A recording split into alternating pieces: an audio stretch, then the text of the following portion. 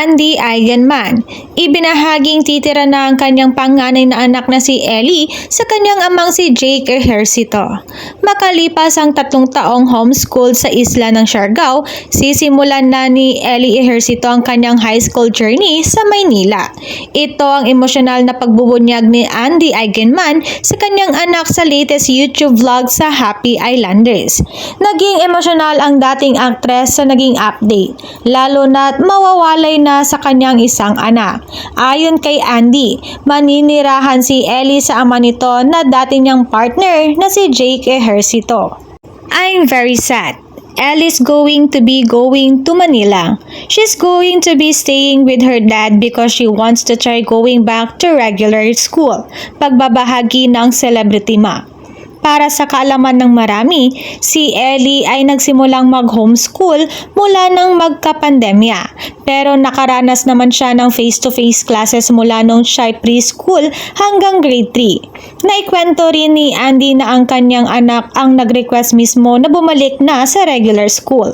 When everything started going back to normal after the pandemic, Ellie craved for a school setup that was more normal for her. I love homeschooling. It's been my dream since I was still studying, chika niya. Paliwanag pa niya, I've always thought that the homeschool setup would be a great way for me to learn and for my kids as well. But that's the thing, that the point of all of this is that it's not about me. It's about the learner, and as for Ellie, that's what works better for her.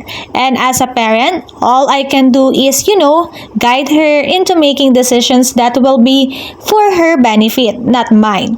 Even if it's at that expense of mine. Adi pa ni Andy.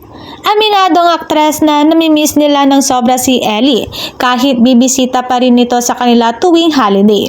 We're going to miss Ellie, having her here most of the time, but she'll still be spending all her holidays here with me and our family, as she promised.